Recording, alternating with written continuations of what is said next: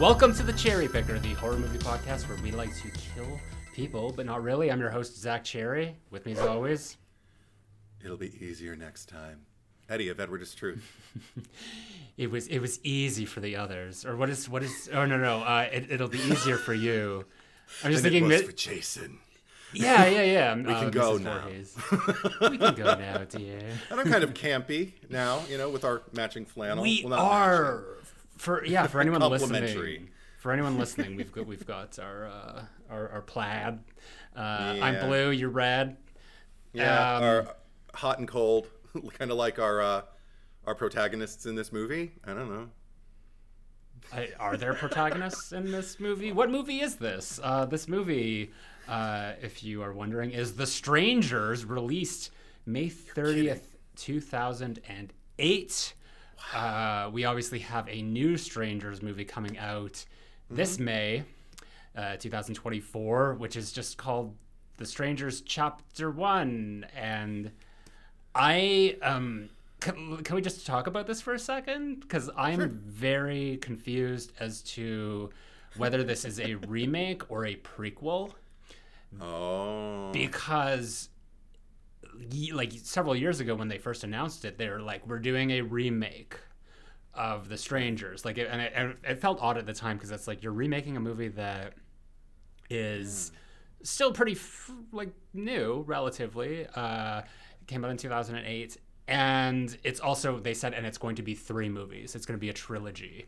And clearly that's what the intent is, because this is called Chapter 1. Chapter 1, yeah. So according to like the internet, this is a, like, they've already filmed all of them and they're all releasing this year. I don't know how true that is. It sounds like bullshit to me, because it's like, how it's a risk to like do a movie, release it. Yeah. You don't know how well it's going to do, and then have everybody's doing it though.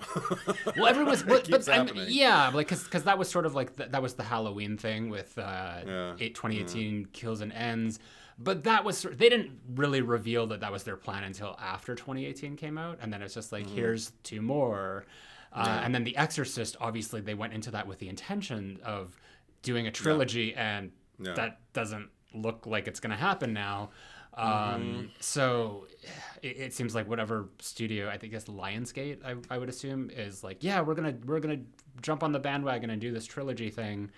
So I don't believe that it's going to be all 2024. That sounds like bullshit to me. Like, I think they'll do consecutive years, like 20, 25, 26. Keep counting. Yeah.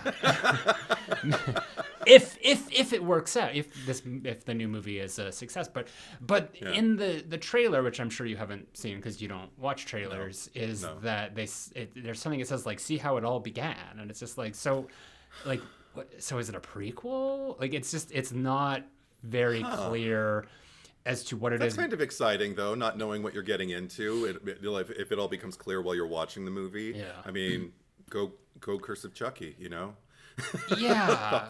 Or what was the one? The Thing, like the oh god one. Right. But I will say this, and I'm gonna show my hands very early for this movie. I don't like The Strangers. I think that it is completely overrated. I don't even like. I guess that it could possibly be considered one of the first of its kind in terms of like the home invasion thing, even though it's not, because technically we had the Funny Games remake come out in 2007. And that is a movie that was remade from a movie from 1997. So it's like, it's not a new concept. And it's been a while since I've seen the Naomi Watts Funny Games remake, but I remember that like at least having a little bit of a flavor to it. This is so bland. I don't think the suspense in this works at all. It's just a lot of cliches. It's really boring. And I remember I saw it when it first came out, and I wasn't even blown away the first time. I was just like, okay, this is okay. But I just remember at the time, the reception to it was like, oh wow, this is like so good. This is horror. And I feel like this movie is kind of like fallen back or like coasted along on those laurels for so long that people just have that nostalgia for it. I'm like, oh yeah, that was a really good movie. And to its credit, I'm sure that it, like, the first time it probably was really thrilling, but it's one of those movies that on rewatch, it's just it doesn't have that staying power. And I could see where just like it loses steam every time you go back to it. So in that regard, I actually welcome a remake. I mean, I'm not like remake, but I'm more like, okay, you're taking a concept that is interesting that might not have had like the proper execution, and you're trying it again and seeing if you can do it differently. It doesn't look great, but I'm not discounting this Strangers Chapter 1 as being a worse movie than Strangers 2008. Okay. It's interesting because I think I'm probably a little muddier than you are as far as my opinion. It's not quite so like laser focused. I feel I can see like, you know, a little column A, a little column B. Like it's going to be interesting as we kind of unpack it together to see what points of yours I agree with and what points like I have my own, you know, opinion about. But ultimately, like I can see the point of a lot of what you're saying. That said, we'll just get into it. There's too much. I can't concisely wrap it up and then go into more detail later. We're just gonna have to get into it. So, do we have any housekeeping before we do? Housekeeping. I guess that all there is to say is that if you would like to support the podcast, you can head over to my Patreon, Zach Cherry, ZACKCHERRY, and subscribe there. Any tier gets you early access to all of our episodes a few days early, like the weekend before. If you are supporting on the Freddy Krueger tier, you do get access to the Cherry Picker After Dark, which is the bonus episode we do every month. This month, since we have surpassed our 100th episode milestone, we're going to be doing a retrospective, I guess, Zach and Eddie's top 10 of individually. Yeah. We cannot stress that enough of the movies that we've covered. Yes. And I'm sure there'll be dishonorable mentions and honorable mentions in there too. We like to add as much as possible. So yeah, it's just a great way to kind of look back on how far we've come and where we're going in the future. So check that out. Last month was Survivor Final Girls, which was also really fun. So there's a huge back catalog of bonus episodes for you to enjoy going back. It's 2 years now. Other than that, I just want to thank our editor, Boy Cried Wolf. So thank you very much for all of the hard work that you do for us. Now you may premise us. Okay, let's premise. A young couple return from a wedding reception when a potentially life-altering impasse in their relationship is interrupted by a violent invasion from 3 unknown assailants amid extreme remoteness, compromised phone access, and the destruction of their vehicle. Will this vulnerable duo ever be able to fend off this attack from the strangers? There you go. Upward inflection, because it's a question. Yes. Okay, let's get into the weeds here. Okay. So, first time seeing this movie, since you brought that up, I remembered having a very strong reaction. Actually, I remember having a strong reaction before I saw the movie, because this was a trailer that I did see in the theaters before anybody knew what anything was about. And it kind of the opposite of tickled me. Like, instead of like, you know, tickle, tickle, tickle, make me joy, tickle, tickle, tickle, make me incredibly uncomfortable. For some people, tickles actually make them very uncomfortable, so maybe it was tickle me. But anyway, got through, made me just seeing the figure across the street appearing like underneath the kind of dome-like light from the street light, and just watching you like knowingly, like just waiting, you know, with all the confidence in the world. There's no attempt to hide. There's no attempt to even to try and like make you think you're going crazy. And in disbelief, it's like, no, I am here and I'm watching you. What are you going to do about it? And something about that not since Leatherface, when I've had to go out at night, the night before they collect garbage and take out the cans. I don't remember if I brought it up in our Texas Chainsaw discussion early in the first year of this pod, but I kept watching it late at night and kept going out having to take out the trash, and inevitably I'd always just imagine Leatherface, huge Leatherface, filling the frame of my door, not unlike Gunnar Hansen when he auditioned for that part. And so it was like a hesitation before you open the door. So Strangers trailer made me think, I just started envisioning people watching me from across the street, and it fucked me up. So I'm like, I have to see this movie. Went to see it opening weekend with a great audience. We all, and everything like that. And I do think you're right. Probably the first time you watch it might be the most gratifying, because it's when things are the most unknown, and when, if you are what's the word I'm looking for, if your suggestibility as far as the tension is dialed in at all, it works for you. I think I don't know about diminishing returns, everything, but I tend to focus on different things as the movie progresses. Funny thing, this has become the theme so far of revisiting movies in our 2024 season. How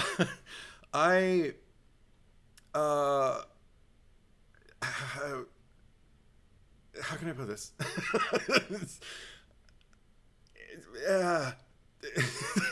Well, words are failing me. Go ahead, say something. Okay, well, I have to put this into words, and I'm blanking for some reason. A few things. Well, I do want to address the. Go ahead. The marketing for the movie. I don't remember the trailer, but I remember the poster art designs that came out like well before anything. So it was really just kind of focusing on the strangers themselves and the masks. Yeah. And there was sort of this vintage look to the trailer, like the posters, like they made the posters look like very aged. And I think that at the time, not a lot of movies were doing that. Like I think more have done it since. Like I remember The Conjuring did it. But there's just something about the aesthetic that was just like, oh, this is really cool. This seems like it's going to be like a return to the kind of like this 70s grindhouse type of thing. And that intrigued me. That really put this movie up on a pedestal in terms of just like things that I have to see.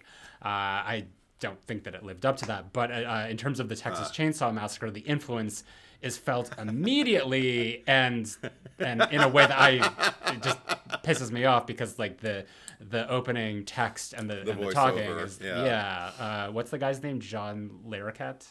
Yes. Oh my God, I got it right.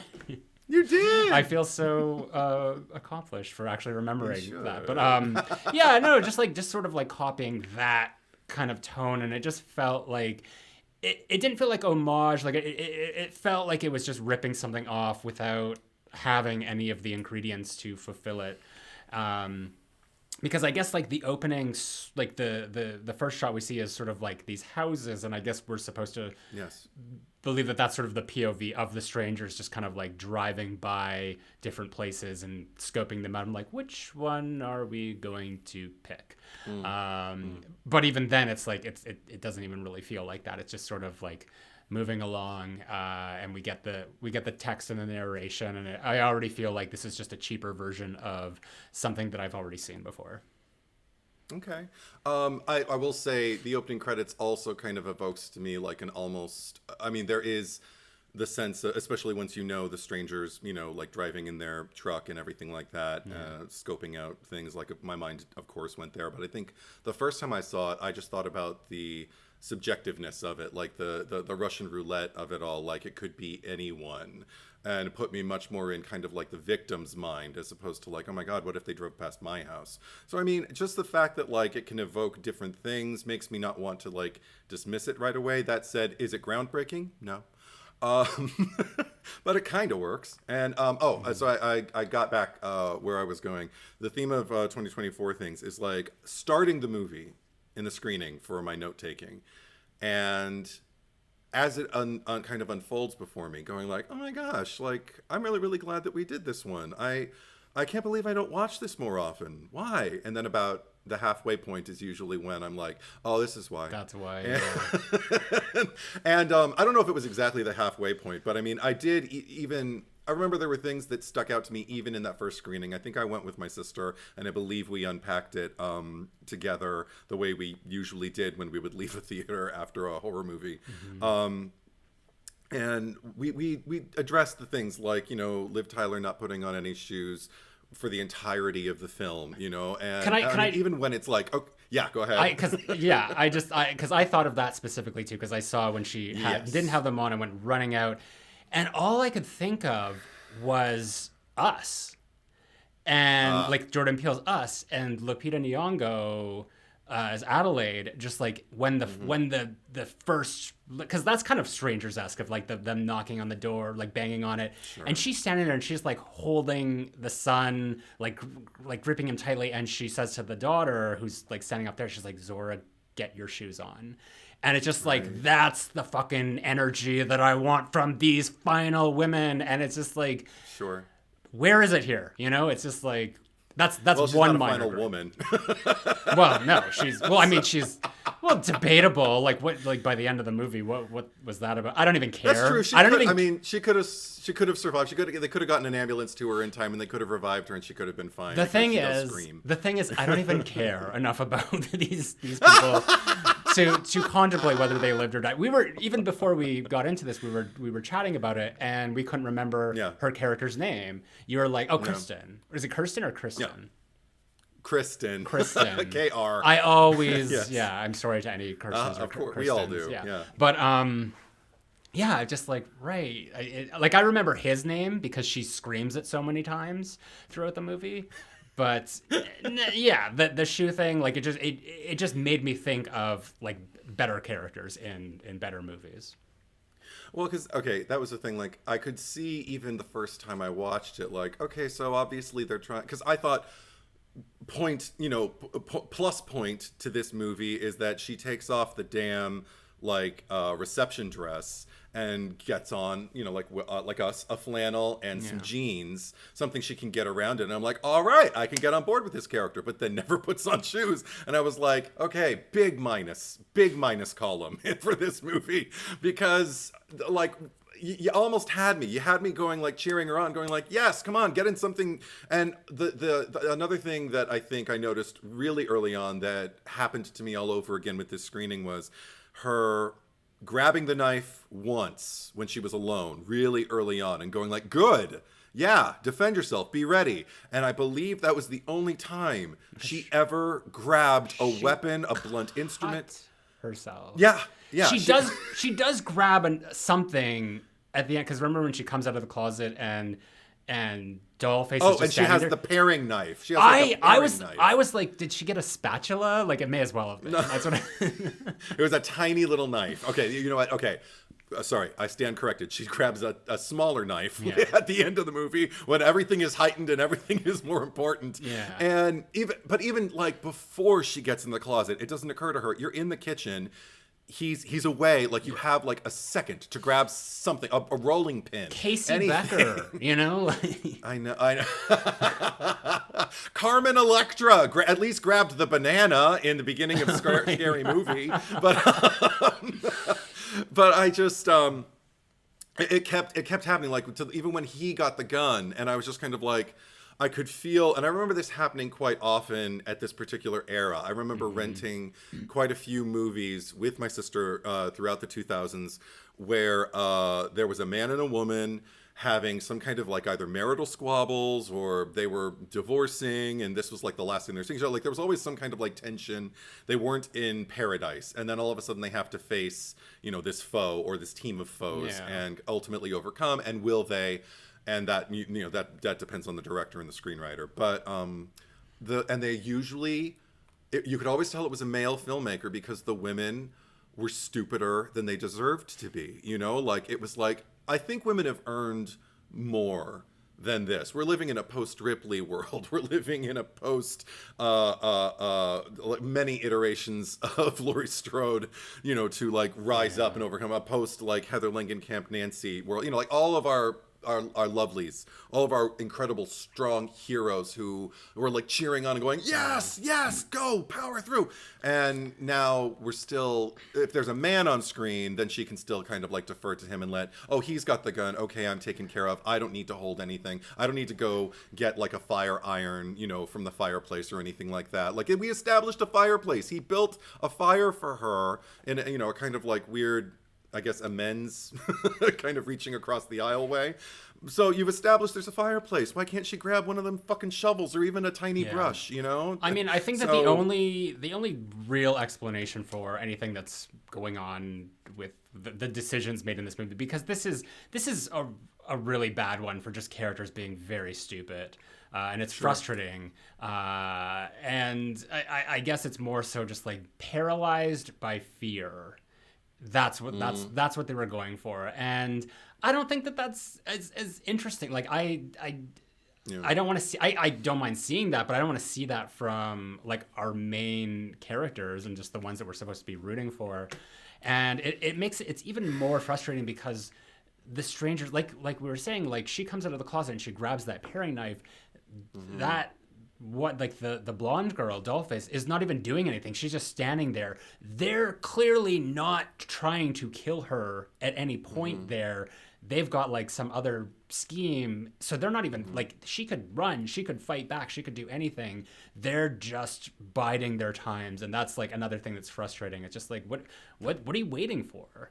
But I don't know. I want to kind of go through the movie just like in terms of like, the beginning, because I think that this is where things really start off on the wrong foot for me, and I've heard people praise this, and to each their own. But I already, like, you know, we talked about the Texas Chainsaw kind of text and narration, but then we go to this flash forward, like we go to the end of the movie, and we see the Mormon kids or whatever religion they're touting. I think it was Christianity. They said something about.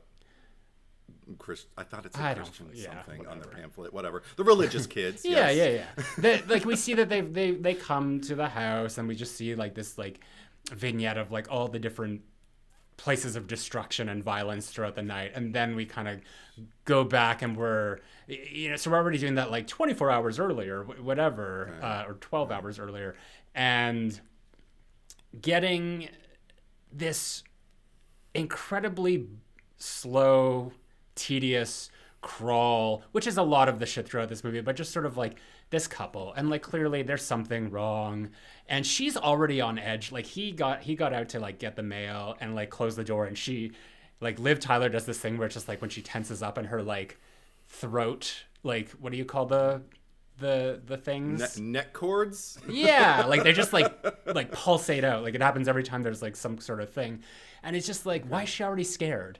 I get that she's kind of like, you know, they've had this fight, but it's just like, what are they doing here? They get in, we're literally watching for the first 14 minutes, nothing. Like there's just like some dialogue here and there. It's just like I feel pretty in it. Like you look pretty, and just like all this like nothing going on, and just like people moping around, and all I could think is like, there's like, they could have leaned into like the melodrama of this. Like they could have like actually made this exciting and just like had some fun, like made a meal out of it, and they don't, and it just feels like it's incredibly painful to sit through. And we know that like shit's gonna happen, but we haven't been given any indication of a threat outside of the fact that the movie showed us that things are going to be bad. So that already feels like kind of a cheat. So then when we get that first knock at the door, it's like 4:00. This is 14 minutes into the movie, and I just feel like, why have we, like, you know, you watch Scream, we've already had the opening scene, and now we're like in Sydney's bedroom and Billy has crawled through the window. We've had so much movie and excitement at that point. And even beyond that, like nothing really happens until like the 30-minute mark. And I made a point of this on Twitter.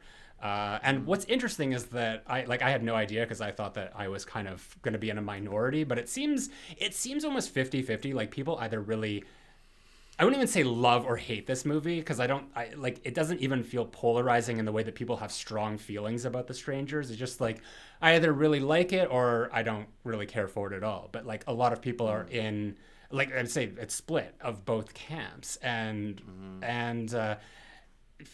someone or like a few people kind of pushed back because I just said like nothing happens for like the first like 14 minutes or the first 30 minutes, and someone brought up Halloween as an example, and we're just like, well, nothing really happens in Halloween for like X amount of time, and I was just like, well, actually, that's like the thing with Halloween is that it's not trying to be suspenseful; it is building a story. Like that's just really good storytelling of everything that's going on in the first half of that movie and introducing us to characters and building intrigue and just setting the stage for what's happening. And I feel like everything in The Strangers is doing none of that. It's just showing us two characters that we don't really have very much access to other than we now know through the mini flashback within their shit that he proposed to her at a wedding, which is very tacky, and she said no, and now they're like, where do we go from here? And it's for the movie that it is, I can see how it would work on the first time because oh shit's gonna happen, but it's that rewatchability factor of just like get to the movie already. Well, number one, and we won't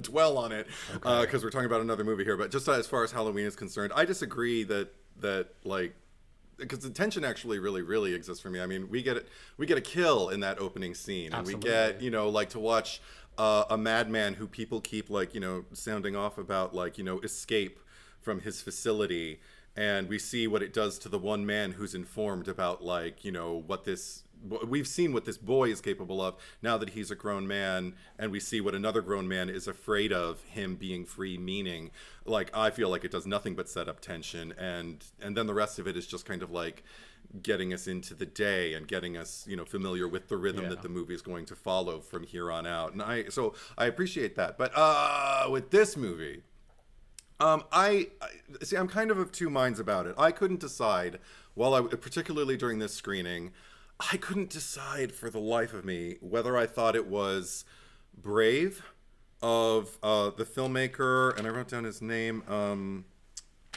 Where is it? Brian Bertino. This was his first film that he directed, and he wrote the screenplay as well.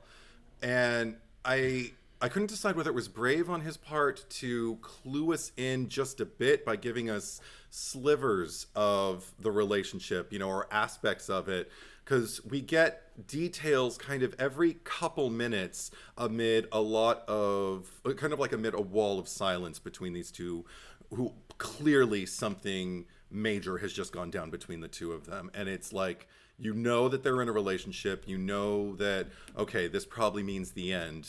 I bet she rejected him because he seems to be upset and she seems to be reeling from how upset, and trying to gauge, where is he coming from? Is he angry? Is he, is he going to yell? Is he going to do anything? And that created tension for me, actually. But I'm Mr. Behavior Base. I love you give me two good actors who have set up their backstory and get them to just perform it. Because also I know from watching interviews with Scott Speedman and Liv Tyler, when they would talk about this material, they were really enthusiastic to work on it with each other, because as actors, there's a lot to play with. There's a lot. And she was the first one signed on. Scott Speedman knew what he was getting into when she was already signed on. He knew, well, if I'm working with Liv Tyler, it's going to be great because she's going to give me everything I need. I'm not even going to have to do anything. Right. And I think if you want to see two actors live off of each other, this movie's particularly like the first 15 minutes is a prime example of that. Now, that said, all of that is in the plus column. I'm always going to do a lot of plus and minus column. In the minus column, I am, and again, I can't decide if it's the minus column. I am so ready for more information. I am so ready to watch, them. Are they going to resolve this? I mean, the wavering question mark in the air over their relationship is something that I feel incredibly connected to. And I can't tell if that's success or if it's also kind of failure, because you could have done more. You could have invited more people in. You could have, just created more exposition for us, because you may as well. Why wouldn't you? Like, why wouldn't you let us know, like, what's at stake here, and that kind of thing. And I can understand. So that's why I can understand people being on either side of it, feeling like, well, they don't really go there, but then other people feeling like, but it exists. Maybe they don't go there with, explicitly with the material, but we can feel it. I'm of two minds about it. I don't know how I really feel. I think that they definitely work better together on the screen, and the problem is that they separate them. And the first time they separate them, it's when he goes out to get the cigarettes, that's fine because he comes back. But later on in the movie, when he's sort of taken out and we don't know where he is, and we spend like a good chunk of time, I wasn't counting minutes after a certain point because I'm just like everything seemed to be that crawl, but it was just like 20 minutes of just her by herself. And yeah, like there's moments like, because when they first get the gun and she's like, I thought you hunted with your father, and he's just like, no, I made that up. And it was just like that. Like that's what I'm assuming you're talking about when you're finding there's these discoveries about them, but they're so inconsequential, not only in the moment but in the grand scheme of the movie, that it's just like it just feels pointless. That it might have behooved them more to have moments like this and for them to work together. And actually, and this is my twisted mind coming up with like headcanon. Well, it's not really headcanon. It was more of just like a divergence of like where this movie could have gone and made things interesting is if we found out that and this is almost like a more of a You're Next type of thing, if the strangers were actually hired by him to create this scenario of like heightened terror to bring them closer together as a fail-safe in case, he proposed to her and she said no. Then we're like, well, this is how I'm going to get her to like marry me. And then for her to find that out at the end.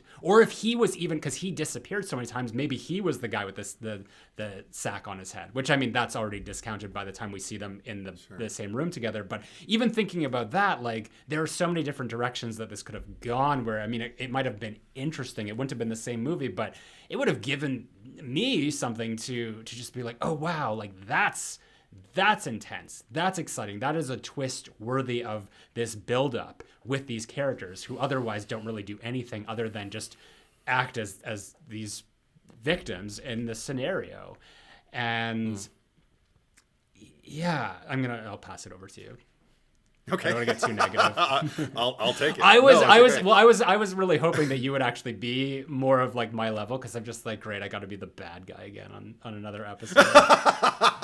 No, like I said, like I was watching it and I realized as the movie progressed, like, oh, this is why I don't return to it more often. But I mean, I'm just singing, not even its praises, but I am praising the things that I think are either strengths or potential strengths, and I'll do one more, because as far as that twist, like this is where we get back to like perhaps the strongest sitting or screening for this movie is the initial one when you don't know anything going in, because I remember it entering my head when I was sitting in the movie theater watching this.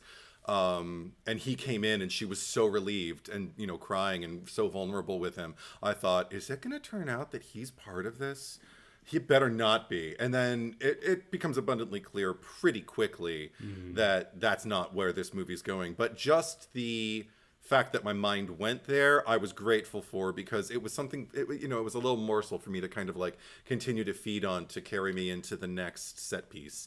And I mean, could they have gone there more so? Sure. I mean, they could have like.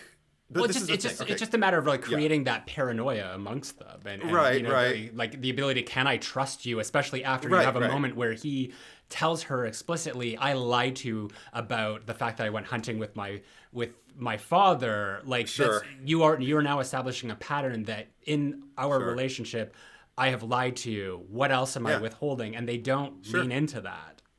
I'm glad you brought that up, and I'm going to address that in just a second. But also just the fact that it's so funny, because I feel like the Scream fan in you has never been more clear. I mean, you've already referenced it once, and I'm going to reference another aspect of it, because like you're talking about exactly like what Mickey does at the end of Scream 2 with Jerry O'Connell's character, and like just to watch Sydney go out of her mind. It's also the same thing that Matthew Lillard does with Jamie Kennedy at the end of the first movie, where she's just kind of like got this, I don't know who to trust, I have to make this like crucial decision and it could end my life. Fuck you both. Yeah. Or I'll just let my boyfriend get shot and I would never hurt you. Oh, rub it in. Anyway, but because that, that naturally that's where your appetite lies, certainly, and it's satisfied with at least the first two Scream movies, certainly. But with this one, the thing that the reason why I'm not like just kind of thumbs down about the whole like they didn't go there is I like the fact that it entered my mind, but I also like the fact that this movie's heavies are not so much about manipulating the relationship between the two of them. It's not about turning them against each other. That would have been a way to go, and it wouldn't have been any less interesting.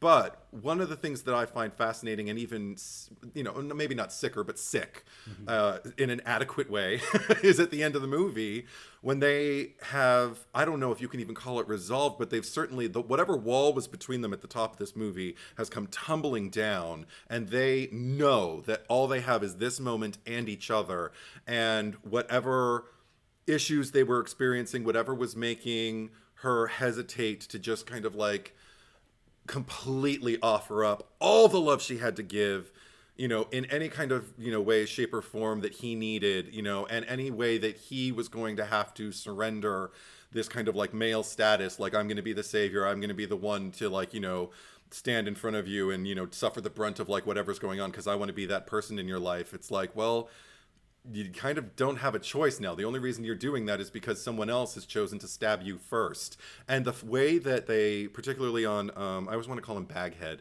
but the way they look, Man in Mask and Dollface, I think, are the two who we see most in the close-up with their heads, at kind of like an almost Myers tilt, observing this bond between the two of them. And it becomes this morbid fascination with, like a cat kind of like watching two mice. That are from the same litter that have a history with each other, and it's just kind of like, well, what are you going to do? Like, how are you going to interact? It's more about like watching it play out between these two potential victims than about manipulating something and making them distrust each other. It's like, wow, look how they how they kind of lean in and try to comfort each other when they know what's coming and they know it's not going to make any difference, yet they're behaving as though the knowledge that there's someone else who's going to suffer through this with me will somehow be some kind of band-aid or something. There's this weird scientific detachment that I find sick and fascinating. So that's what I have to say about that. Well, I mean, just in terms of the strangers themselves, because,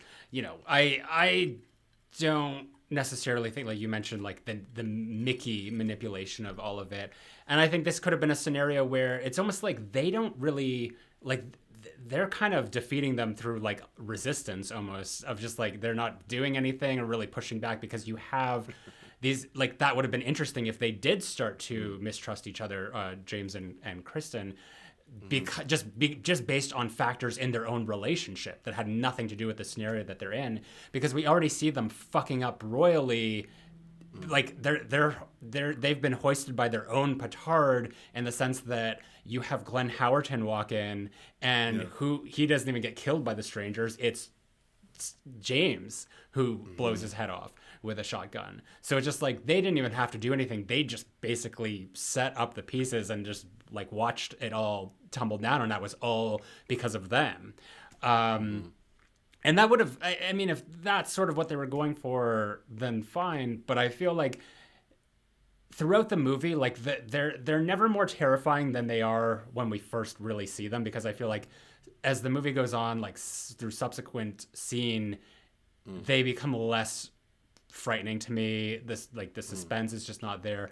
And obviously, like my favorite moment in the movie, which is a great moment, and is also the key art, is the Liv in the kitchen and having her back turned to the hallway there, and Baghead or Sackhead, Man in Mask coming out and just standing there. And I was actually talking to Eric about this, because he's just like, it's a great moment, but she kind of turns around and he's gone.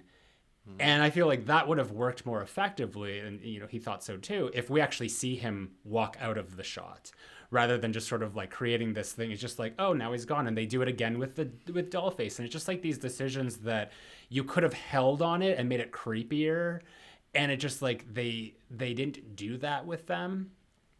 And as I had already mentioned earlier, they're not instigating anything. They're just standing there, just like seeing how they react or she reacts, like in the kitchen at the end. She's like, when she comes out of the closet and is like twirling that knife or whatever, and she's opened up the ring box, and what does Liv say? She's like, he's gonna kill you, or like, I don't even know what that means.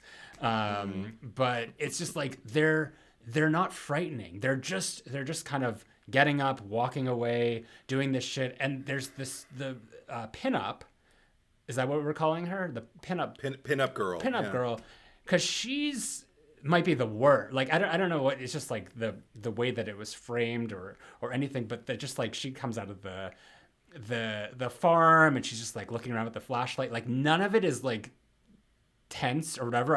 I don't want to speak to the sequel because I know that we're going to talk about it more. But I know that there are moments in there where they actually do make an effort to, you know, scare us with certain things. But I feel like her entrance is just like she comes in like a bulldozer in that truck, first of all. But there's a moment where Liv is like, it's after she's run out of the house and she's like, I guess, twisted her ankle and she's crawling.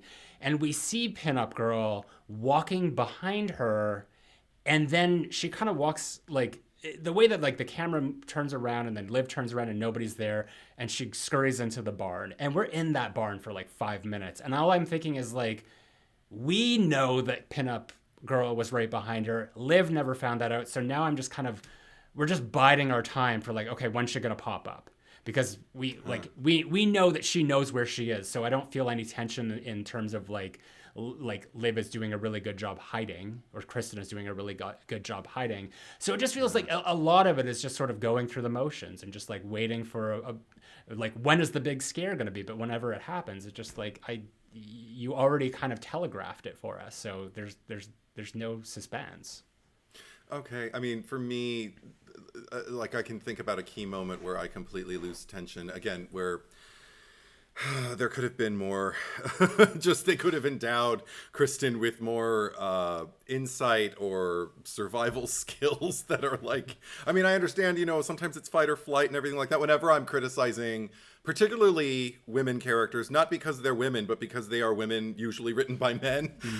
My sister oftentimes will even come to the defense of like the character, just saying like, it's fight or flight. Sometimes you just lock up and you just can't choose either. And I'm like, yeah, but haven't we seen enough of that? She's like, yeah, probably. Anyway, but one of the moments for me is when she's, Kristen is crawling across that, you know, like that open space between the metal barn and the ranch house. Yeah. In full, like, it's out in the open. She's not near any hedges or trees. There are trees in the background. Like, clearly there are shadows for her in which to hide, and she's not wearing like a big bright white tuxedo shirt like James. And I really got angry when he took his jacket off. I understand he did it for more mobility, but he also made himself so much more visible at that moment. Anyway, she's crawling across out in the wide open underneath, like, you know, all those lamps. And it's like, you were so easily seen. Like, they may not be able to see you because they're probably smart enough that they're in the shadows. Come on, Kristen, wise up. And you're making so much noise. And again, all of this, sometimes it's a little balancing act. Like, you can make a character impulsive and maybe even irresponsible enough that they trip up and they make a mistake, and it's set up properly so that the audience is going, no, you know, like, so the tension is off the charts. But there's also a way to cross that line where the audience is going, come on, and just leans back and just says, I give up. You deserve to die. I have felt that so many times in so many horror movies where I'm just kind of like, you know, it could be just as effective to, or because this is one thing I'm still waiting for, I feel, with, I'd like, you know, more than a handful of horror movies to achieve this. Have your protagonists, your victims or whatever, do everything right. And it still isn't enough. I think I've said it on this pod before. Yeah. That is so scary. Like, what if they are smart enough? What if they are strong enough? What if they make all the right decisions and everything like that, and the thing still catches up with them? Because it's just that much, you know, smarter, faster. It's had time. It knew what tonight was going to be. You did not. So it had all these things set up because it knew what your inclinations were going to be. Things like that. kind of awesome. And even like I love it when the scale tips a little bit in the favor of the protagonist when they can land a blow or a cut or a shot on one of the heavies and kind of like slow them down a bit. That feels more, especially because these are not supernatural beings. These are actual people. That said, I think you have something to say. I've been talking a lot. You can go and I'll finish. Well, no, I was just going to respond to that just because, they don't, that doesn't happen in the movie. They don't get any blows on them to my recollection. I just watched the fucking thing last night and I don't, I know it happens in the sequel, which I actually think is a better movie. I only saw it the once and I have very little memory of it. I've only seen it once as well, but I guess when we get to that podcast, but it's like it doesn't feel like there's enough ingredients in this movie. Like that's why it's just like every set piece, if you could call it a set piece, because it's just like we're in the one setting and like, okay, we go to a barn and I feel like we're spending so much time in these locations doing things because it's just like who's the writer director? His name is Brian Bertino. Well, what would Brian Bertino do? It's just like we know, like the movie's 86 minutes long and it feels padded the fuck down. Like that's the thing. It's just like you watch theirs and it feels so much longer than it actually is because nothing is really happening. That there were moments where it's just like, when you go back and you think about The Strangers, remember that time where she finally decided to like grab an axe and she took a chunk out of the Man in the Mask's shoulder or something like there are no moments like that. There's no little victories here and there. Like and that's the thing, like you were saying, it's just like you could do everything perfectly and still succumb to whatever the horror is. And here it's just like it might have actually behooved them to actually give us the impression that these characters were competent enough that they could have almost made it out of the situation and then at the last second tripped up or whatever happened. And it's just there is none of that. The movie is like a constant. It's all like one scene is what it feels like to me. It's just like never ending. And I don't think it's in real time. Like the knock at the door, I think they look at the clock, it's like 4:00. This really pissed me off because when she comes out of the closet, there are no cuts there. It's pitch black. And she runs into the bedroom because remember, she's like calling out to him and she's trying to get out of the window. I don't know how she wasn't able to get out of the window. And the sunlight is already coming. It's like morning.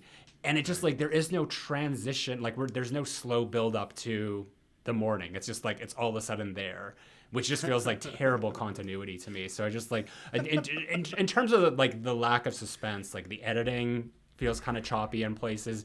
There's one scene at the beginning where, well, not the beginning, but when she first hears the knock at the door, like after James has left and Blondie comes back and Liv Tyler's standing there. She's facing the door, and the camera's kind of from behind, and she's just sort of like swaying there. That shot is used again like 5 minutes later after she, I think it's after she takes off the fire detector. Oh, okay. And there's another bang, and then they inserted that shot again, but I think that they slowed it down, and there are several moments where just like there's things like the door opens and it's like slow motion and it just like it feels really choppy, like it looks bad.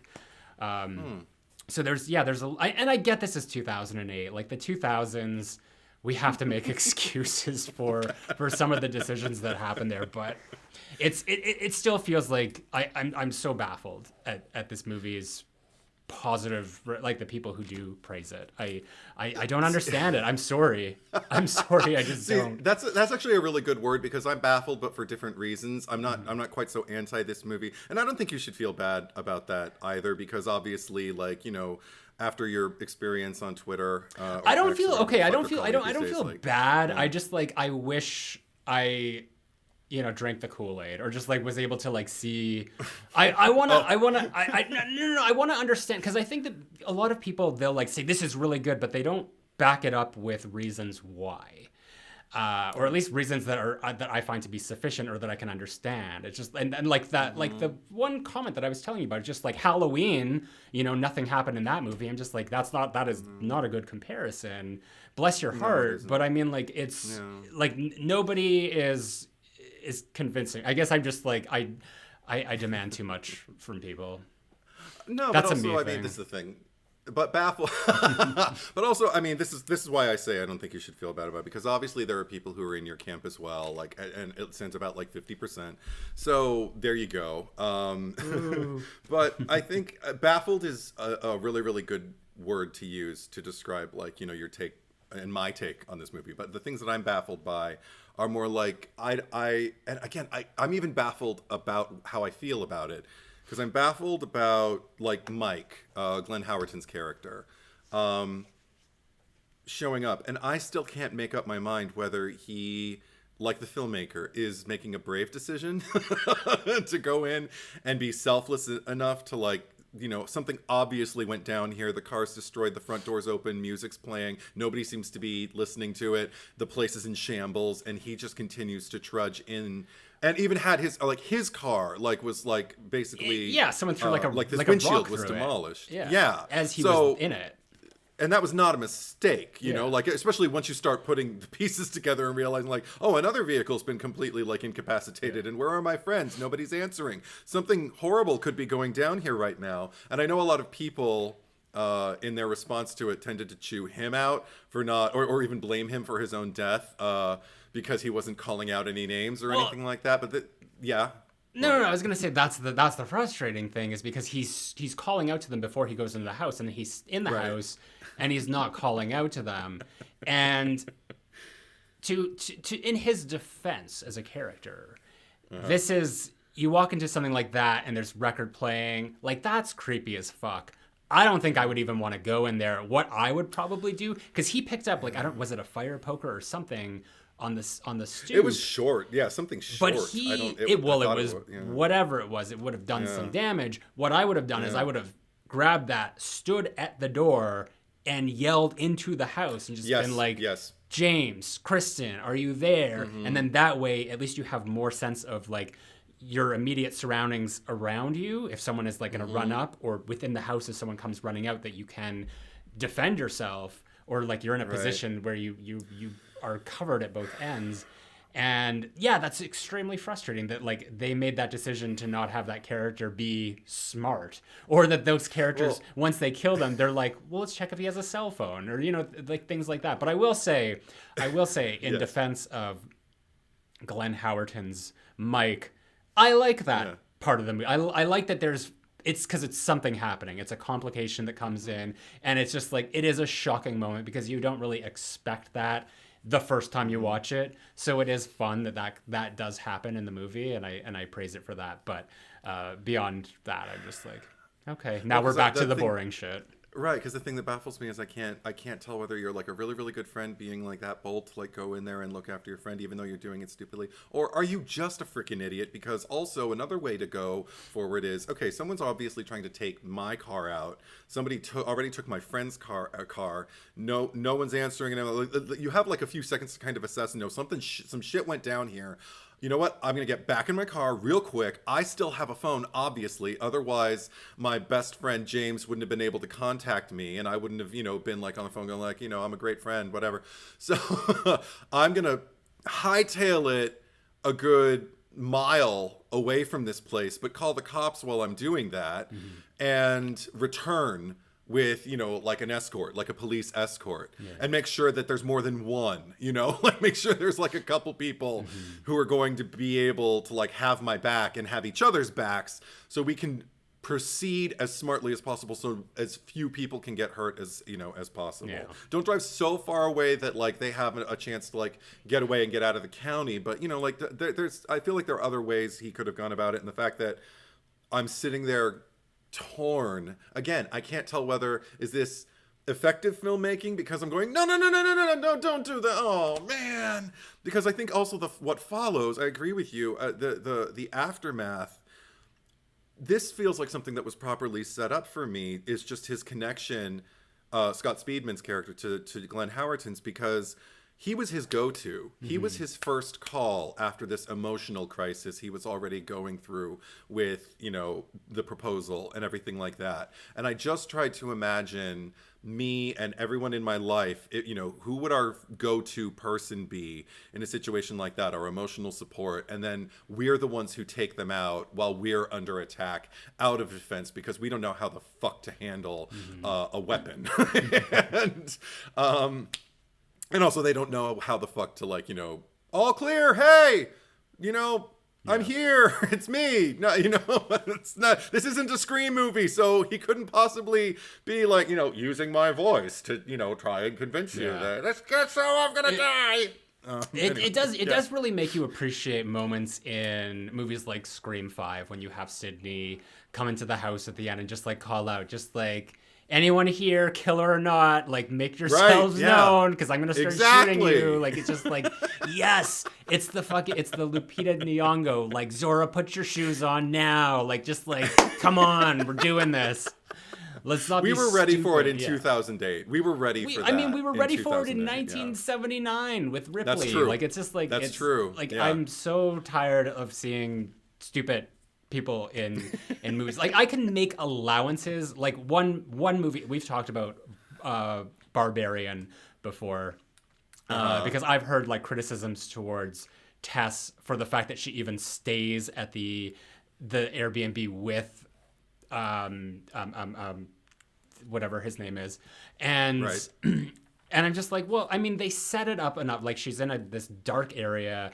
It's this like stormy night. There all the hotels and everything is booked. It's like she knows it's a bad idea. She like we're getting to see the inner workings of her mind, just being like everything in her body is telling her no, but she's kind of like, okay. Because I've been in situations like that where I make decisions and I'm just like, I'm not 100% comfortable with this decision, but I'm going to do it. And that, like, I'm okay with things like that. But like when you have characters being absolutely so fucking stupid, like in this movie, it's hard to get behind them. It's hard to root for them. It's hard to understand them or even care. Like I said, I don't even know what their names are.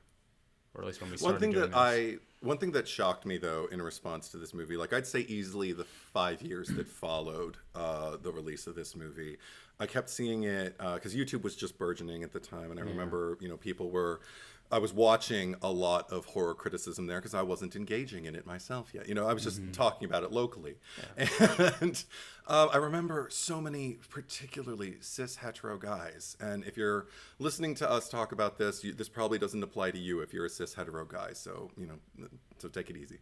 But no, just so many cis hetero guys I heard criticizing, talk about stupidity and talk about unrelatability, criticizing Liv Tyler's character, Kristen, for why the fuck wouldn't she marry him? What was wrong with that bitch? And I'm just gonna like, look, it's Scott Speedman, number one, and number two, he is so nice to her after she rejects him, and like all of this like misogynistic bullshit. Because I remember watching the movie myself through my own lens, and I'm sitting there thinking like, he's taking this pretty well. Like, good for him. Like, I can see her still scared of like what potentially like might erupt out of him or something like that. But I could also, you know, she's walking the tightrope. She doesn't know how, because she also feels guilty about, you know, the decision she made. And that was another thing that really could have invited me in, is just maybe a little bit more exposure on the table. Like, let's just be full cards on the table. Like,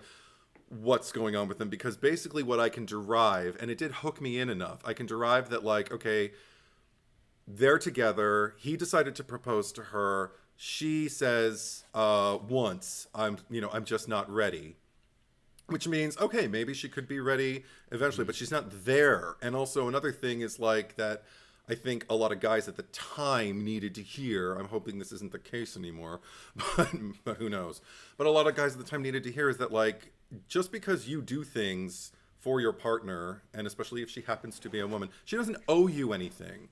Loving is a selfless act. It means I love you, I'm doing this because I love you. It's not like, well, I did A, B, C, and D, so now you got to marry me. You know, it doesn't work that way.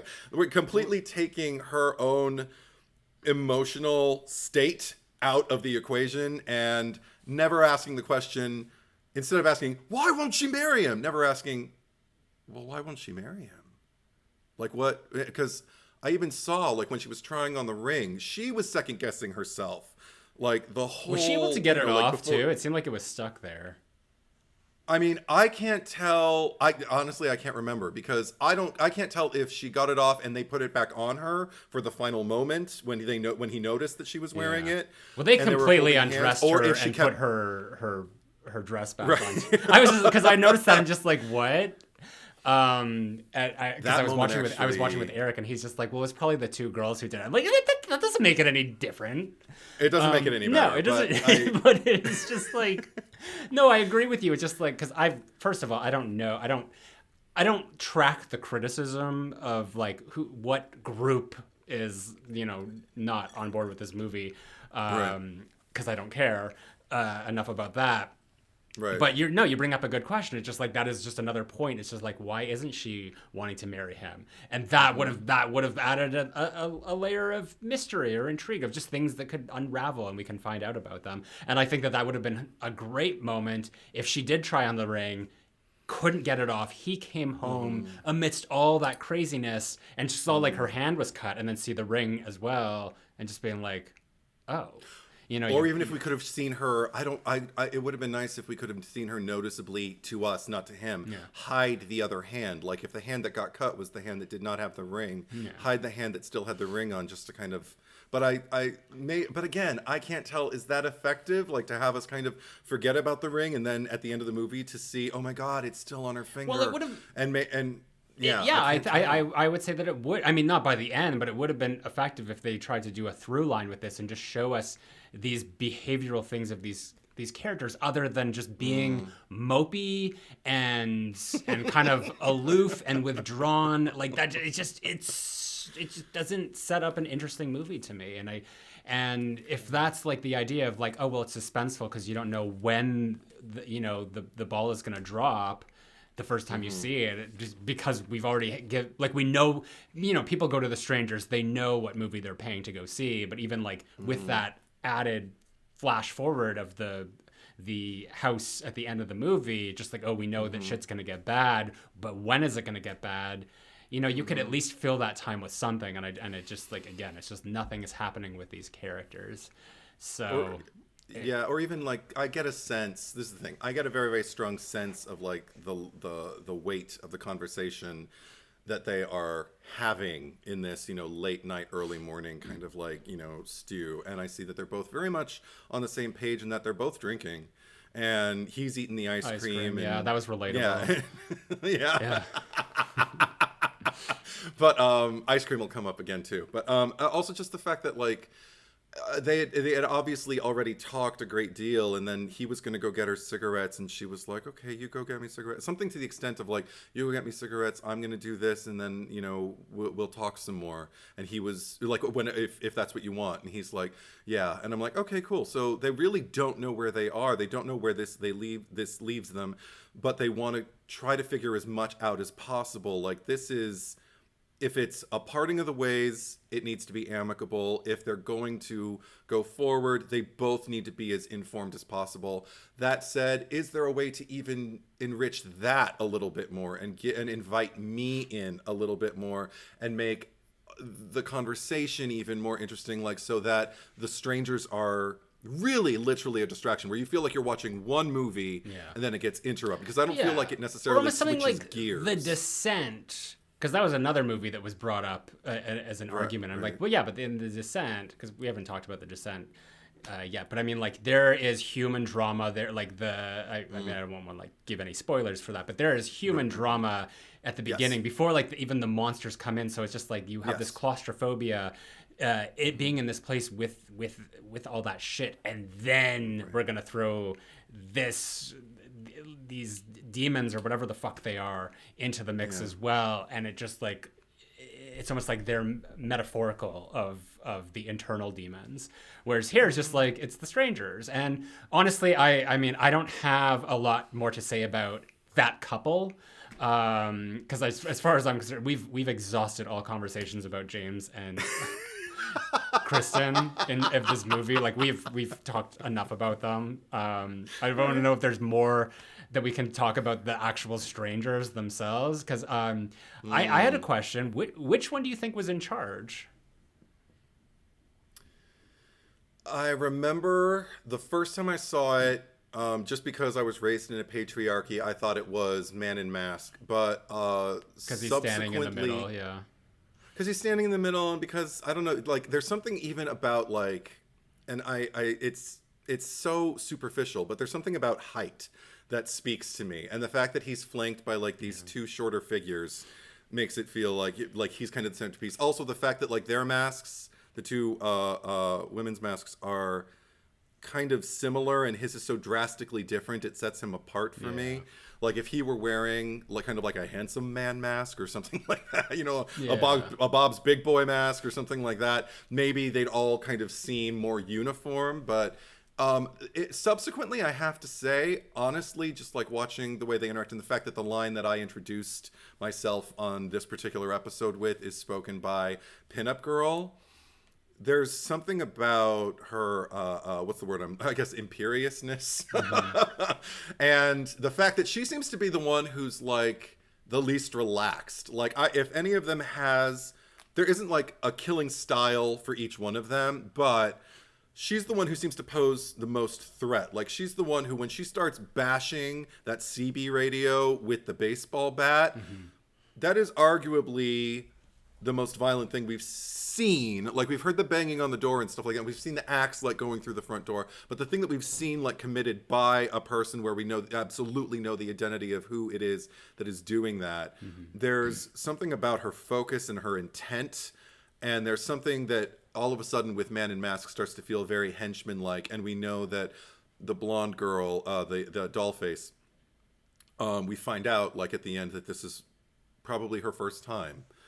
But even the way I never get the sense that the leader would be the one to go over and ring the bell to get the ball rolling. It'd be like, I'm going to send you out there. Yeah. It seems like something you would send a trooper out. And I agree with you. I was saying the same thing to myself. It's just like I feel like it's her, and a lot of it is because she's sort of like the most elusive. Like she's the last one to arrive. It's almost like she's kind of been waiting on the sidelines or waiting in the wings, and just watching her lackeys do all the work until now it's my turn to come in and take over the situation.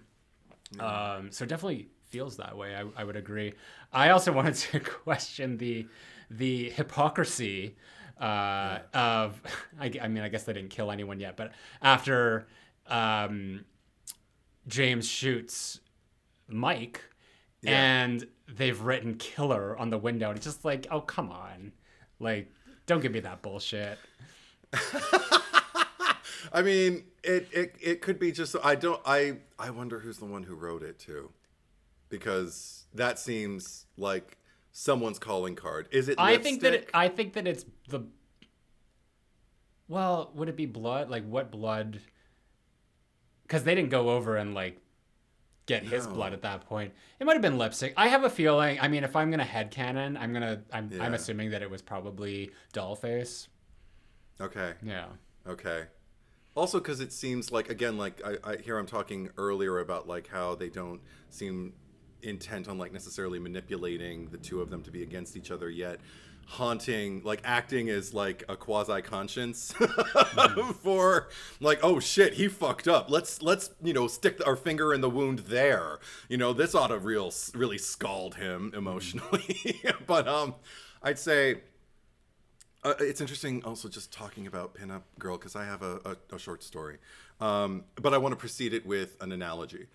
I think this movie and the entire concept of this franchise, now that it's becoming a franchise, because there will be. Well, it's been a franchise since the sequel. Once you have a second movie, it's a franchise. Yeah.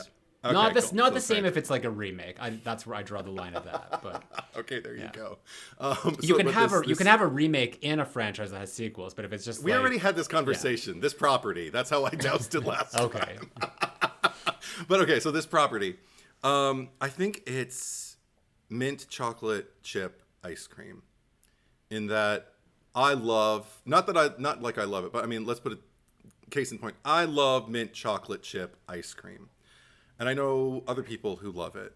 And I know people who absolutely abhor it and don't understand why I would ever want to put that flavor in my mouth. To them, it's like having toothpaste flavor ice cream. And why would anybody want to eat that? Like, they just think about like brushing their teeth and, minty. It's great on the toothpaste, but like, why would you want to eat that and go, mmm? And I feel like, particularly the heavies of this movie, I think it's mint chocolate chip ice cream for me because the heavies work for me. I have obviously I shared my story about the trailer. There was one year at Universal Halloween Horror Nights. There was a strangers section. I believe it was the year the movie came out. And it was just the three of them. There was like a lot of fog and shit. It was wide open space. It was not a maze, but you have to, like walk around, do a little U-turn when you're just exploring. Like, oh, there's a scare zone over here. What is it? And you see the strangers. Pinup Girl was a head shorter than me, and she walked straight toward me, and I started to move away from her. Even telling the story, I'm getting uncomfortable.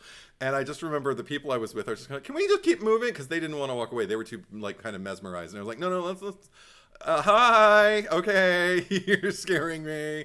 Thank you. And she wouldn't, like, let off. She was, like, a good, I'd say maybe 2 feet away from me, and just kept, like, in lockstep with me. And it was like, Boy Cried Wolf gave me an analogy. It's like when a bee is like buzzing around you and it keeps being in the wrong place. Like, it's just like, just leave me alone, just fly away, please. I don't want you there. You're bothering me and you're making me hysterical and I don't even know why. And we got to basically kind of like the perimeter, the border of their scare zone. So she couldn't go any further. So she just stood there and we walked a good distance from her, and I looked back and we had been talking and everything like that, and I looked back and I could see she was still watching me. So we continued to walk like another 45 seconds, 90 seconds, whatever, and I looked back, and as long as she was in my eye line, she was watching me, and it fucked me. I was like, oh my god, she's still looking at her. They'll stop looking at her. Anyway, so that works for me in terms of like the threat. I would say that out of the three of them, I think. Yeah. I mean, I think that they're iconic enough that they've obviously transcended some sort of genre lexicon that you could look at them and just be like, oh, okay, we know who the strangers are at this point. But I'd say out of the three of them, she probably has the most unique look. Like that mask itself, I feel like we've obviously seen the bat, like Jason Voorhees, or the Town That Dreaded Sundown. I wanted like when Liv was on the phone and just like he had a mask and they were just or no, I think it was when there was some point in the movie they were arguing with a mask and then someone should have just said like Jason in part 2 would have been. But this is not Scream. We don't have a Randy. No. Except with 2 eye holes. And then the doll face. I mean, I don't know anything specifically that had that mask in it, but it has a very generic look to it, where it's just like the pinup girl. It has that, like, it's very specific. And I remember on the original key art, like the vintage ones that I was talking about, she was kind of the one front and center there. The other 2 were like flanked by the side. So I mean, that kind of adds to the idea that, oh, maybe she is in charge. And she's also, I mean, I guess like at the end, and this is such a pointless scene. I hate this part where they're driving off and the Christian kids on their bikes come by and they stop and he's obviously driving. And it's so that Dollface can get out and go and like be like, can I have one of those or whatever? That scene serves no purpose. And we already know that those kids are not in any danger because we saw the flash forward at the beginning of the movie. But she, Pinup Girl is just kind of like standing at the side of the truck, just like waiting. Like obviously she has to let What's-Her-Face in. So she would have to be there. But it's just like, she's almost like, all right, do your thing so we can get on with this. Like I consider it, maybe it's almost like a family, and Pinup Girl is the mom, and Man in the Mask is the dad, and then the daughter is Dollface.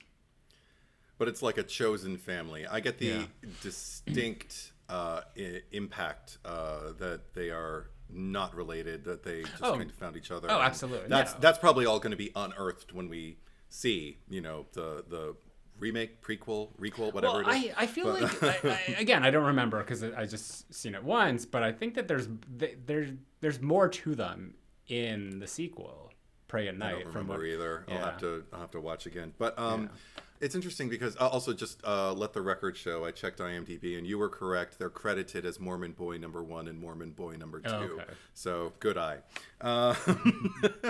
It's interesting to me though, because I think this is an absolutely flawed film, and kind of like right down the middle. I feel like there's just as much I could uplift about it as there is I could tear down. But I have to say, ultimately, I think, because going into it, I started to think, you kind of alluded to this earlier, this has become, at least for me personally, I don't know about everyone else, the predominating film that comes to mind when people discuss the home invasion horror subgenre. It's the first thing that I think of. It comes to mind before Funny Games or Panic Room or Hush, and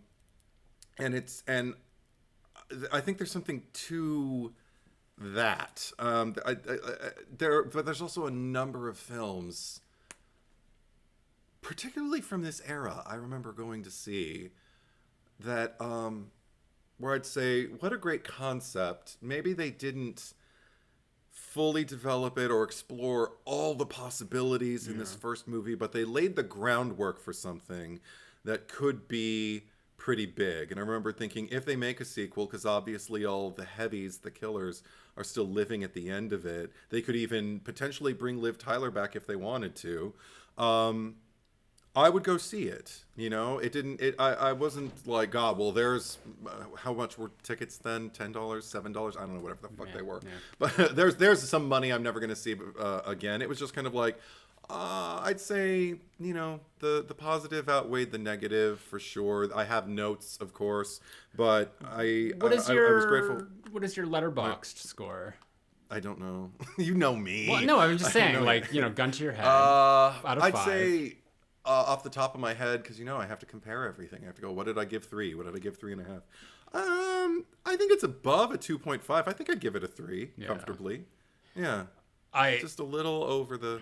Yeah. I say 2.5. And I think that the reason why this, you mentioned like which movie comes to mind when you think of home invasion and why this one does, because it definitely comes to mind for me. I would, probably also lump Your Next into there as well.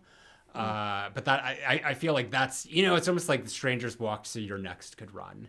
And I had issues with Your Next, not very many, and not in the same issues that I have with this movie. I think that Your Next excels at like everything where this movie has missteps. But I think it's just the fact that The Strangers is very vanilla, and in some cases that like people like vanilla, and like back to the ice cream metaphor, I guess. By the way, I do like mint chocolate chip. Nice. And do you like cilantro? I do. Yeah, like same. Not an ice cream, but I've never had. I don't know if there is any cilantro ice cream, but I was just curious because that seems to be a very polarizing. Some people herb. think it tastes like soap, and I've never tasted that. Yeah. It's always been like, no, it's an herb. It's a distinct flavor. Yeah. But I enjoy it. But anyway, back to the ice cream. The Strangers is very vanilla, and I feel like there's movies like for the Halloween franchise, for instance, like I think that Halloween 4 is very vanilla.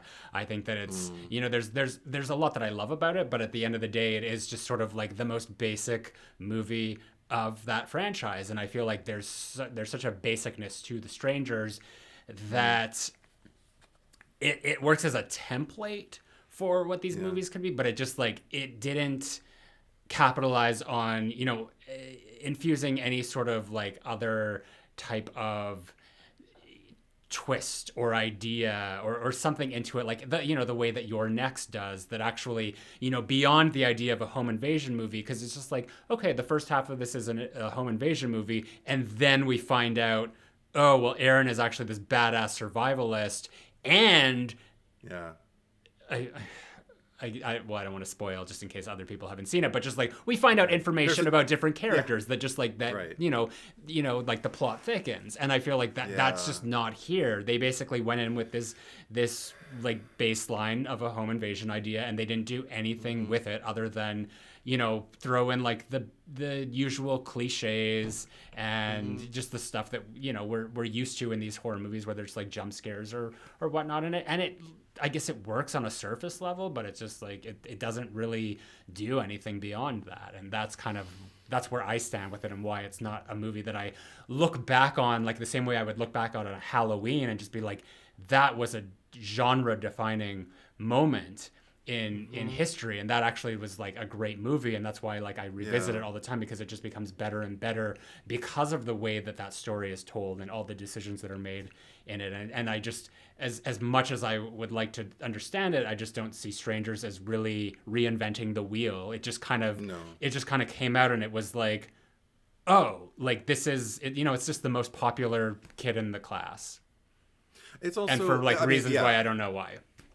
Well, I mean, I know why, because I think there are some things that on an elemental level work. Like I remember there was one thing in particular that I thought, oh, I had forgotten about that. And it's not like, again, it's not a big groundbreaking thing, but it was just something that occurred to me while, I think it was while Kristen was in the house alone, and she was hearing the wind chimes, and she was hearing them, and then she started to hear them kind of like drag or be slammed against the pavement outside. And I thought like, oh, that's really scary, because this is the thing. My way into that is, your house. So when you hear things happening around your house with the things that are already there and people are fucking with them, that is a huge invasion in and of itself. They don't even have to come into the house. Her boyfriend's dad's house. I just want to... Well, but okay, oh, fine, okay, whatever. Sorry, take it away. The winds are out of my sails, folks. I was wrong, but anyway. Sorry. But for the way what it worked on me in the moment was, in the moment I didn't have that logical flash of reality. I just kind of thought like, oh fuck, like I'm just imagining noises outside of my house or any house that I've been to, stayed at. And if I just start hearing things like going on outside of them, like it's like, oh fuck, no, don't be doing that. Why are you out there? Why are you playing with me? Like that's fucked up. Well, but then like moments later, you go into such a trope that like should have been like abandoned several times over, which is like she's basically kind of like raving a little bit at James, saying like someone was in here, and he's like, no one was in here, and I'm like, oh my god. What the fuck are you doing? Stop being that guy. You stop being a prick. Yeah. I liked you so much. I thought you were handling the rejection so well. You were so patient and gave her space and undid her dress for her and things like that. And you were even ready to like have sex together because so maybe it isn't over. You're in this vacuous space. You don't know what's what, and you just want to feel good, and then you have to go and be like this typical alpha male. That would have been a key moment of just like setting up if there was a twist, and it did turn out to be kind of like his master plan. But you mentioned the wind chimes, and actually this brings me back to like I am thinking about franchises I like of Scream. Yeah. And because there's even a moment where I feel like the wind chimes in Scream 4, even though like that's not my favorite scene, and like I have a lot of issues with stuff in there, but I mean like I remember like it's just like she goes out there and there's actually interaction with the wind chime, and it plays into the movie again with the reflection and all that. But even beyond that, like there's a moment where James says like, I haven't even heard a dog bark in such a long time. And it just like, I think back to the original Scream, and like in the opening scene with Drew Barrymore, where you do hear like the faraway sounds of dogs barking in it. And it's just like, it's almost like hearing that noise like does create the atmosphere, where it's just like, things like wind chimes, like absolutely that does as well. So I mean like that is a point in its favor, but I feel like why they would incorporate, we haven't even heard anything. We're like completely isolated, but if you look around this place, it's brightly lit because of these street lamps everywhere. Like it doesn't feel like the same as like a Casey Becker's house in Scream, where it's just like we're in the middle of like a vineyard, it seems, or wherever the hell they are. So there's just like right there, that's like another thing. Like, what was Brian Bertino doing? Sorry. What did Brian Bertino do? I did look him up just to see, because I thought he showed enough promise. This was his first feature, so I thought like, well, what else has he directed? And he's directed 3 films since this one. No titles that I recognize even a little bit. It wasn't like, oh yeah, I heard about that but never saw it. No, I just never heard of them. So I'll see if they're on any streaming platforms and check them out, because I am curious to see how he's developed. He wrote the first sequel. So he was involved in that, and it was directed by someone else. So I mean, we'll see. I don't know. I guess the last thing I wanted to say, which is more of a funny thing I noticed, that the key art, the one of the scene of I'm just gonna call him Baghead, in the background, and Liv standing there barefoot in her plaid shirt. She's standing there like very tensely. If you look at her hands, like her fingers are curled back except for her index fingers. So she's pointing at her feet, and she's kind of like looking off to the side. And it's almost like she's looking at Brian Bertino and just being like, you want me to stand here? And then they just took the photo of it. It's the behind the scenes. It's funny. I had to give credit to Eric for that though, because he was the one that pointed that out. But it's an awkward poster when you think, like, it's such a great moment in the film, but when you see that, it's like, is this my mark right here? Okay, great. Okay. Let's go. And the thing that probably bothered me most is I think the the not so subliminal misogyny, and not even misogyny. I don't think he hates women, but just sexism. Let's put it that way. I hated the fact, I noticed it more than any other screening. And maybe this just comes from it being 2024, but I think it might have bothered me then. I think I might have just been. From which character? Oh, this. The fact that... Oh, it's just the movie in general. No, just the movie. The way it was depicting the couple's so Brian reactions. Bertino's. So he's the joke has gone too far.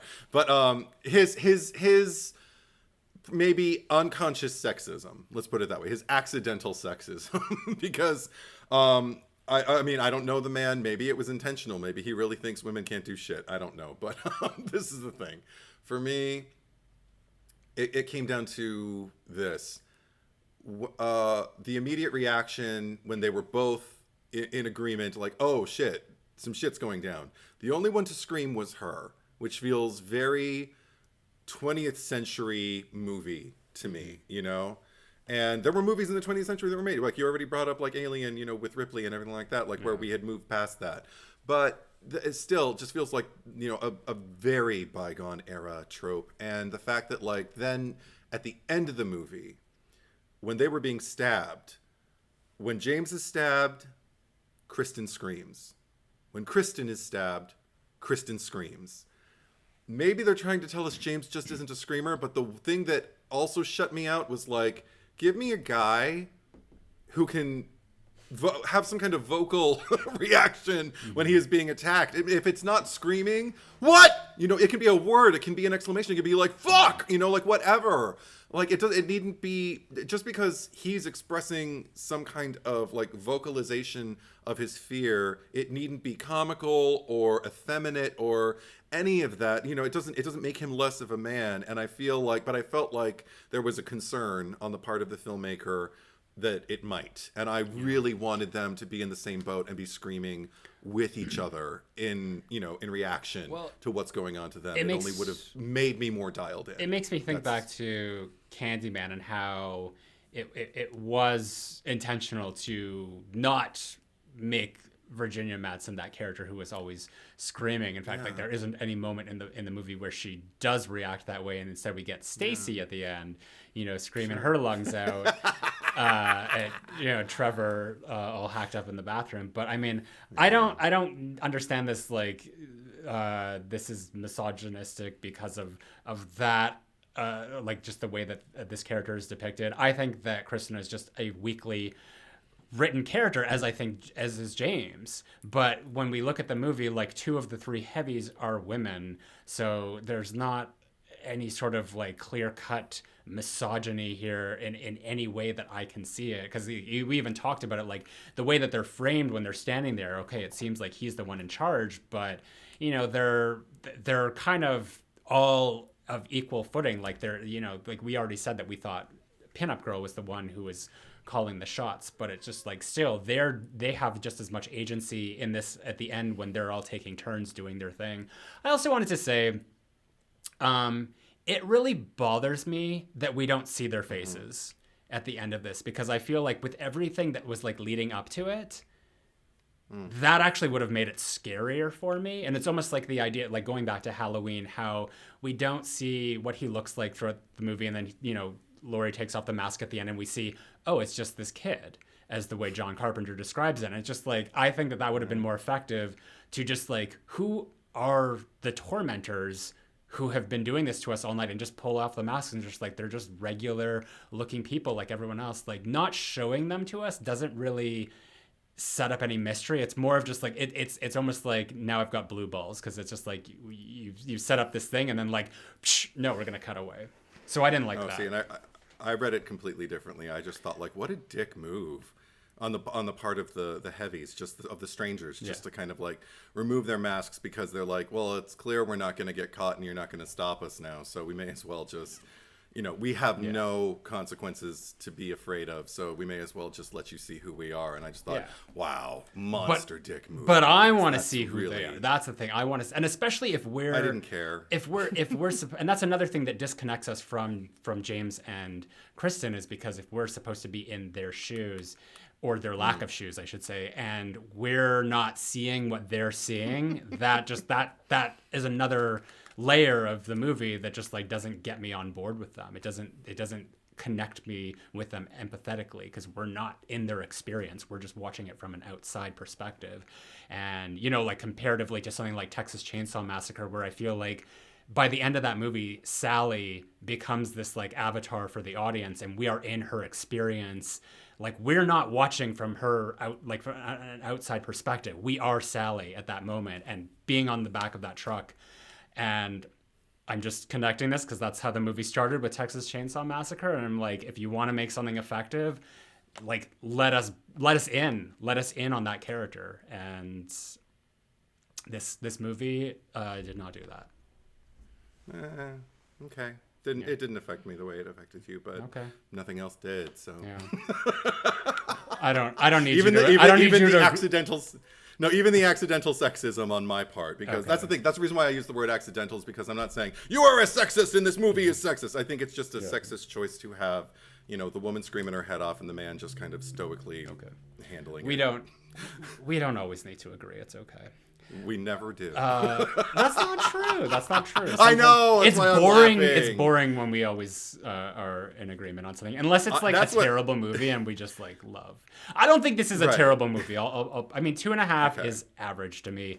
Obviously, it's like halfway down the line, but like this is not a movie that like. My frustration with it is more to do with the fact that like this could have been so much better. Like there could have been an effort made to actually make this really good, and it wasn't. Whereas I look at something like Leprechaun and I'm just like, oh, this is just a piece of shit, and I'm annoyed that I'm even watching this right now. You know, like it's a completely different scenario. And yet, that said, I remember watching Leprechaun and going like, "Wow, you had me in the opening, and then you just lost me." So, like that, I still had notes as far as like, well, that for me, I think was much more about just kind of like, well, I mean, the similarity is you got a premise that I'm like, okay, I get it, and then you veer off in this direction and make that movie, and I'm like, what? But with this one, it's like the choices keep being made that keep like hooking me in and then releasing me, and then hooking me in again and then releasing me, and then I tread water for a while and then it hooks me again. And to me, it's like a straight A student who all of a sudden just decided like, I'm just gonna be C's now. Or maybe it's just like, this is why short films are such a great like. And I don't know if he made any short films prior to this. I don't believe so. But he lobbied hard, Brian did, to get to direct this movie. Like the studio, I saw some interviews going into this episode, and I remember he said that the studio already like bought the script and was ready to greenlight it and find a director, and he lobbied really hard for himself to direct it, and they were like, all right, because he had written enough and he had produced also prior to this. So they're like, well, you seem to know your way around and we'll give you a shot. Sure. Yeah. And he did it, and it was a hit, and we're talking about it now. Yeah, I mean, you know what? Like, good for him, because clearly he's getting money from all these like reiterations of the story. Like, he's Sure. Characters created by Brian Bertino. Right. So he's doing well. He's set. So more power to him. Yeah. I think that we can move along here if you're ready to. Sure. Awesome. I agree. Let's get to the cherry picker. It's not like we killed people. On purpose. All right, first order of business, we need a cherry on top. Do we? I'm gonna throw my hat in the ring for Glenn Howerton's character Mike. Because the minute he walked into the movie, it became so much better, and then the minute he was blown out of it, it started becoming boring again to me. So he contributed to the most interesting twist, I guess, of everything. So that's why, and it's Glenn Howerton. So And even if it is a stupid move on his character's part, it's a selfless, stupid move. Like, that's a good friend, Yeah. So he meant well. So okay, I agree. I concur. Sure. Let's give it to Mike. Yeah. All right. Now, last week we asked you who deserves to die the most in The Witches.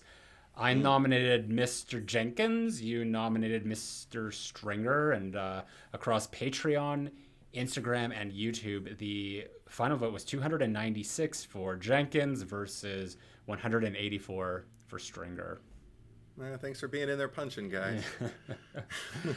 I know. Taking a look at some of the comments here. Amethyst Frost says Jenkins is definitely more annoying. On the other hand, Stringer kills Angelica Houston, who is a relatable queen and the true hero of the movie. As I too am bitter, a bitter children-hating witch, I'll go with Jenkins, but it's a close one.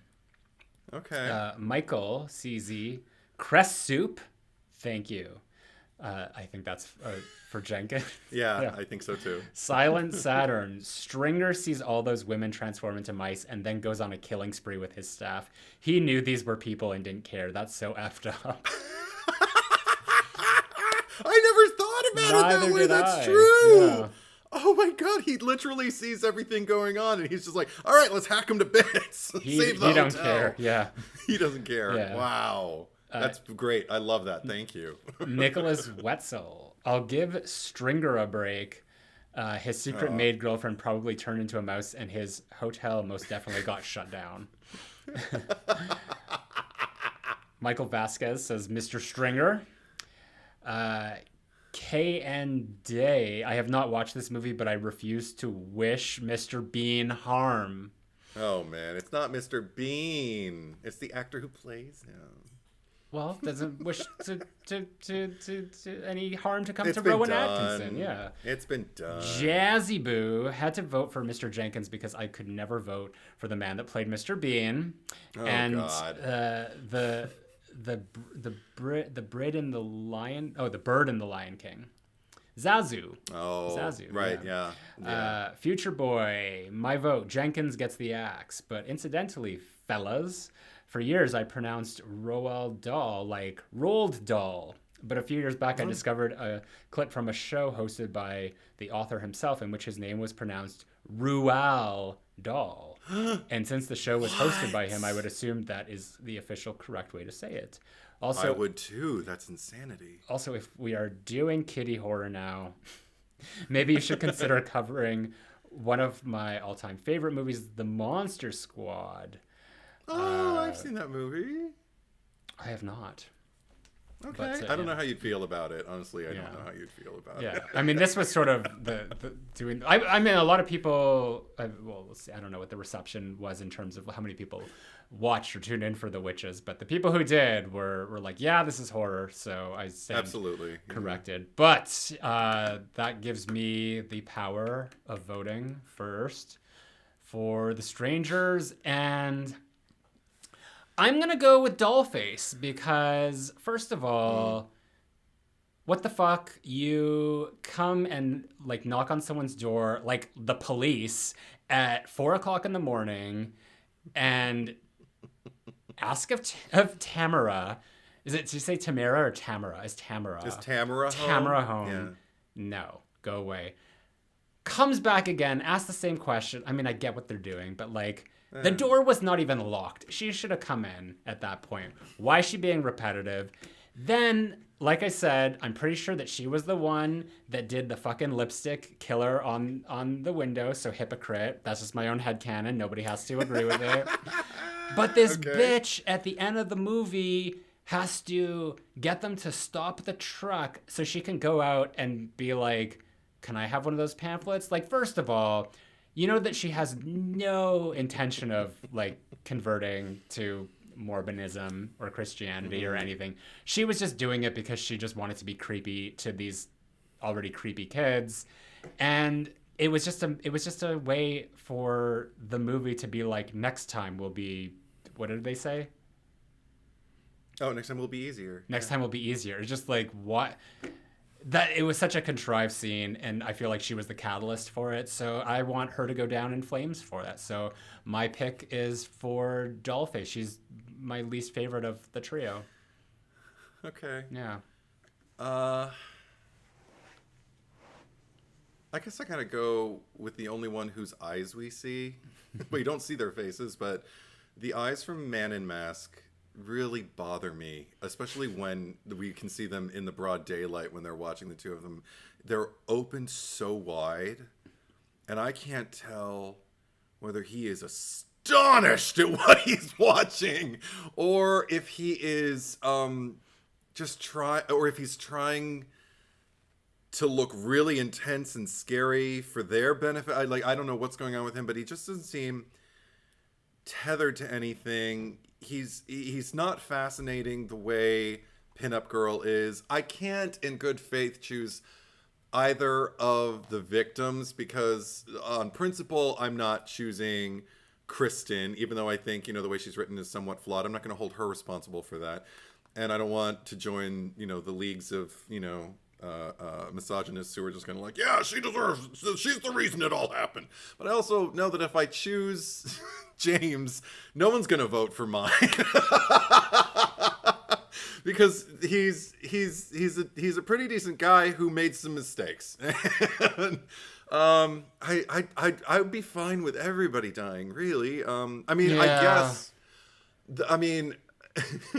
even I could make a case for Mike deserving to die just based off of our criticisms for the way he handled the situation. Are there any wedding guest extras? I guess you can choose one of the Mormon kids too. That was another thing that was hilarious that I don't remember from previous screenings is when they're at the reception. Yeah. We don't see the other people at the table who Kristen is talking to. Yeah. So she looks like a mad woman because there was no conversation. They didn't even do voiceover. It's just silence. And she's sitting there and she's going, it's like a really fake laugh. It reminds me of like Cordelia, just like, do you just smile? And but you don't hear any other conversation at the table. Yeah. So one could argue it's just like, again, like an isolated focus on the two of them as if no other people exist. But a little ambient sound would have helped in that point. But anyway, so I'm just going to go. But I of the killers, they probably deserve to die the most because they're the ones who did the most damage and were the most, sadistic, needlessly and randomly, which is just, again, dick move. And I'm too fascinated by Pinup Girl. She's I don't know. I get a distinct sense, almost like of a Batman 1966 supervillain from her, and she's got her henchmen, which are Man in Mask. Yeah, or like Betty Boop, Right, but I mean, just her vibe. Like like it may as well be Julie Newmar in a Catwoman outfit, and the other two are dressed in their little, like tiger striped black, cat ear. I want to see her come out with caps. one of those machine guns with like the round like magazine chamber, so like to like really put her back in the 1920s. Have a cigar in her mouth. Doop. Yeah, that would have been cute. A little fedora, but like Yeah. but Maybe for really, maybe for the Strangers chapter 2. maybe I'll she'll just- go full outfit. But yeah, let's say Man in Mask. I'm just gonna push back on your nomination, like you've done with me in the past, and say that Go Man for in, it. Man in the Mask provides one of the best moments in the movie. So that's why I didn't personally choose him. Which one? The Man in the Mask. Well, when she's the key art, the scene where she's in the Oh, kitchen. when he moves Yeah, in. when he- Yeah, but you criticized it, so there you go. Well, I criticized the key art, but I didn't criticize the moment entirely. I think that the fact that it cut away, the fact that it didn't like just no, because I agreed that like we should should have seen him like exit out, but I like the way that it's framed, like because like she was like over here at the sink and he was standing in the darkened hallway there. It all worked pretty nicely. It was just it didn't fully come to fruition the way that it could have, as a I'm lot of the ashamed. decisions that were made. I'm also just ashamed to admit that, like, I think I had what do they call it when you remember, like, the Berenstain Bears being spelled one way, but it's really spelled another way, so they okay. call it The what do they call it? Berenstain. No, but I mean, there's a thing, like, it's called the something syndrome or whatever. I can't remember it right now because my brain has stopped working. Stockholm. No, not Stockholm. People who are listening know what and they're screaming Mandela in their effect? car. The Mandela effect. Yeah. Thank you. That's what it is. Not syndrome. Sorry. Yeah. Thank you for remembering. Otherwise, I wouldn't have been able to sleep Sorry, tonight. Okay, yeah. Mandela effect. Because I could have sworn that because I saw the poster, the way she's on one side of it and he's on the other. I could have sworn that was the shot from the movie. No. And I distinctly even remembered like her standing there just kind of looking aside and then him moving in and he's just in her periphery and she doesn't even look at him She's and got then a he moves cigarette in the movie. She doesn't in the poster. out. Right. No, but I could have sworn that shot was in the movie. So when it happened, I was like, oh, I guess it happens twice. And then I watched the whole movie and it didn't happen. And I swear to God, I was questioning, did I miss it or did it get edited? Did I watch like a truncated version? it might Was have in been. the director's cut or Yeah. something? But I could have sworn it was in the movie and I didn't see it. So there you go, Yeah. folks. I'm crazy. There you Or go. am I? You are. So vote your conscience, vote your heart. Yes, vote your conscience, vote your heart. You can vote on Patreon if you are supporting over there. You can vote on Instagram. Follow us at the Cherry Picker Pod. You can vote for us on YouTube. Subscribe to us here at the Cherry Picker. If you are new to the Cherry Picker and you are watching us, you can also listen to us. The RSS feed link is in the descriptions down below. Edward, your social medias? Are the Letterboxd, like you mentioned, and the Instagram, and the TikTok, and am I missing something? Oh, and the YouTube. Edward is Truth, one word, traditional spelling. If you type it in, you should find me. How about you, Zach Cherry? Awesome. My main YouTube channel, Zach Cherry, same spelling as before. Twitter, Zach Cherry H. Letterboxd, Zach Cherry. Instagram at Retro Bitchface. A little plot twist there. And I think that's it. What do we got going? Well, next week is the Cherry Picker After Dark, which we already talked about. But when we come back in April, what is our episode? Probably the easiest movie in the world to remember, Zach Cherry, for the first week of April, that is. April Fool's Day, starring our one and only Amy Steele. That's right, Amy Steele. Anyway, thank you for watching. Thank you for listening. And